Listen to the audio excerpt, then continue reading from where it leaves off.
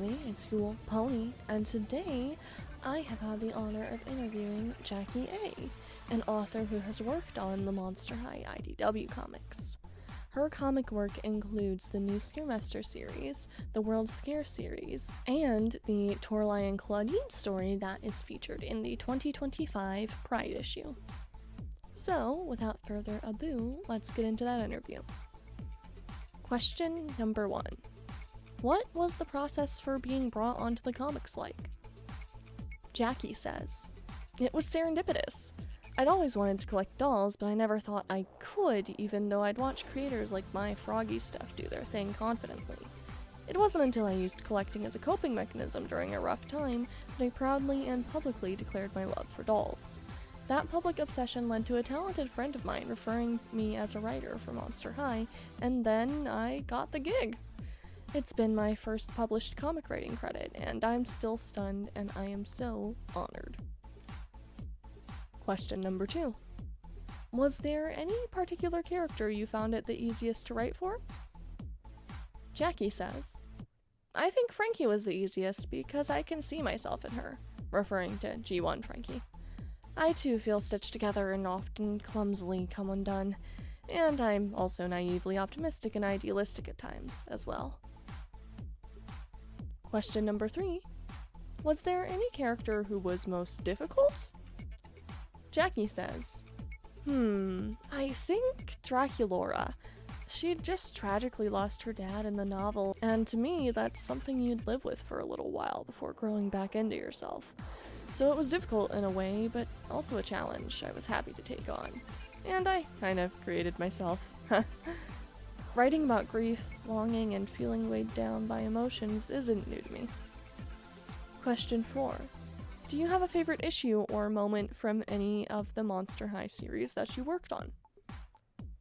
Jaque says, "I wouldn't say I have a favorite issue, but my favorite moments were for sure folding the adult monsters into the mix. I was always intrigued by them, so seeing Bloodgood and Hezekiah have their moment together made my year." And a little add-on from me to that, I have to say, me too, Jaque, and I can say the same for many of my friends, so we thank you immensely. Question number 5. Were there any moments or plot lines that you wanted to include but were ultimately cut? Jaque says, "Yes, but also that's how it is when working on collaborative projects. Even on a smaller scale, things get cut for various reasons out of everyone's control, so it's all good and expected. I'm proud of everything and everyone involved." Question number 6. If you could choose any other Mattel franchise to write for, which one would it be? Jaque says, "Barbie. Her depression blog changed my life. No joke." Question number 7. You're experienced with writing for different mediums, such as novels, nonfiction, and a blog. Does your approach to writing comics differ from these? Jaque says, "I learned a lot about comics and how you have to structure. A novel you can write as you please and then go back and change and revise. But comics are issue by issue and details can change. It's a lot of pivoting, and you really need a great editor, which we were blessed to have, Riley Farmer, on this series." Question number 8. If you could visit any location in the monster world, where would you go? Jaque says, "Shibuya, because I love Japan." Question number 9. What is your favorite part of the writing process? Jaque says, "Seeing the art leap to life. Shout out to Caroline Shuda, a true art magician.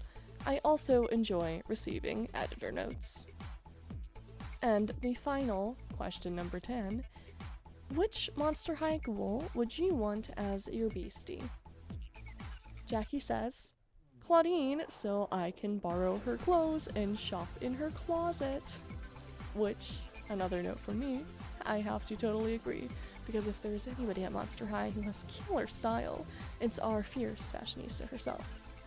I would like to give another thank you to Jackie so much for letting me interview her. It has been an honor, and I have thoroughly enjoyed communicating with her briefly while the comic series has gone on, and I look forward to seeing her work in the future.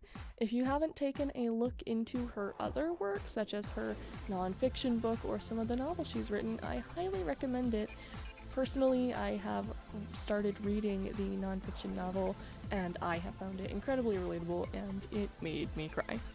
So, thank you all so much for your time. I hope you have a fantastic day, and I will see you all later.